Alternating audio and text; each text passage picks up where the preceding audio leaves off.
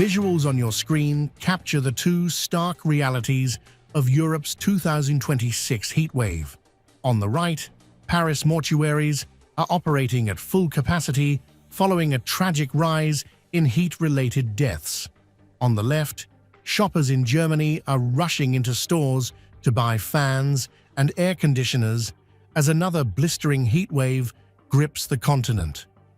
Across Europe, temperatures have crossed 40 degrees Celsius. Emergency services are on high alert, and voices from the ground reveal just how severe the crisis has become. France is witnessing the deadliest impact. Funeral homes around Paris say they have completely run out of refrigerated storage as deaths surged during the record-breaking temperatures.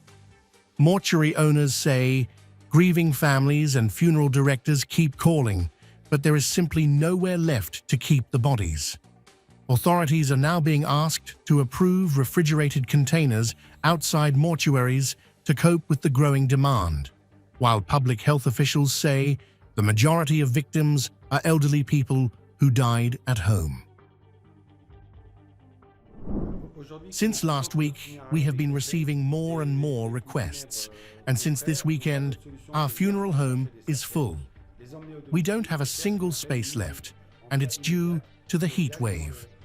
We have proposed to the authorities to set up what we call refrigerated containers in front of our funeral home. We are waiting for their approval. My telephone, I have colleagues who call me day and night. I get more than 100 calls per day from colleagues who want to bring in bodies and families as well. I am forced to refuse, to say no, because we can't push the walls. We have no space. The heat wave has now spread across Central and Eastern Europe. Croatia recorded temperatures above 40 degrees Celsius, emptying streets during the hottest part of the day as doctors warned vulnerable people to stay indoors. In the Czech Republic, temperatures climbed to more than 41 degrees Celsius, breaking the country's all-time record for the second consecutive day. Scientists say climate change made this extraordinary heat wave around 200 times more likely.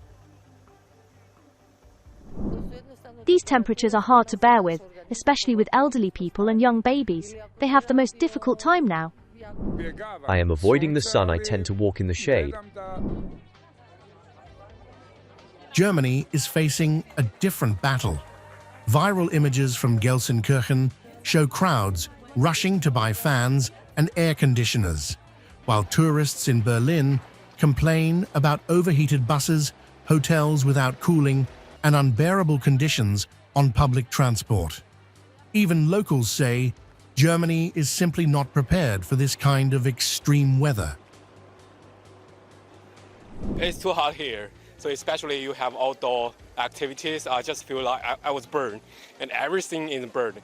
So in my home country in China, we have air condition everywhere, especially in some public hotel, public locations. So that is much more better in European. The Deutsche Bahn is terrible, and some buses it's doesn't work. The air condition, that's very hot at this thing. Yeah, we was yesterday in a bus that the air conditioning doesn't work, and I think that was 50 degrees or more.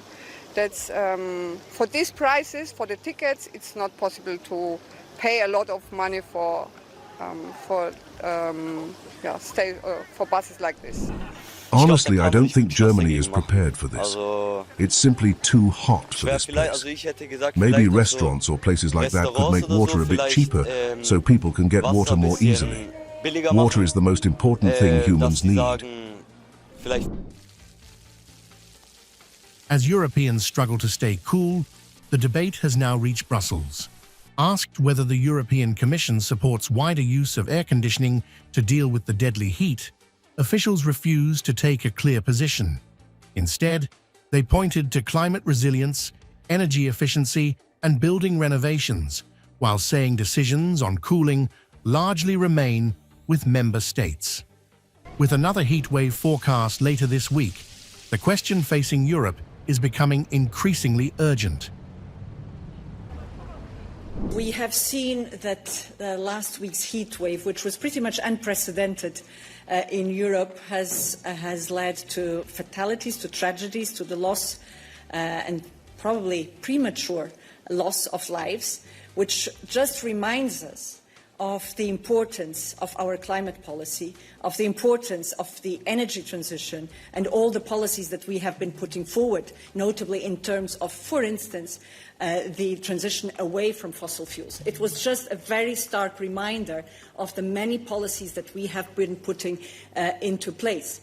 Now, on your very specific question regarding air conditioning, we do know that in many instances it is required to really achieve some needed quality of the environment to be able to work, to be able to rest, and we've seen how much also those systems were impacted. And that's why we've been also preparing along with our member states. And that's where also Anna Kaiser can remind us of the measures, not only that we have put in place, but that we are also further preparing precisely in terms of climate resilience.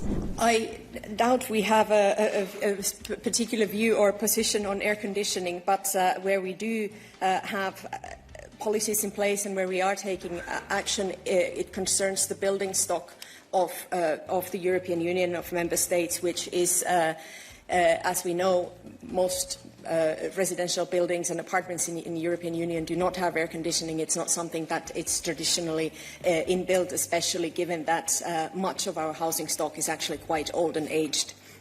So in this context, our heating and cooling policy is something that looks into these as well when there are larger renovations going on in member states. It's part of something that is being looked into as part of the housing policy that we have in place as well and that we are currently developing. As Europe braces for another round of extreme temperatures later this week, the deadly heat wave is no longer just a weather emergency. It has become a test of the continent's healthcare systems, aging infrastructure, and climate preparedness. With morgues overflowing, hospitals on alert, and millions searching for ways to stay cool, the question confronting Europe is no longer whether the climate is changing, but whether its cities are ready for a hotter future.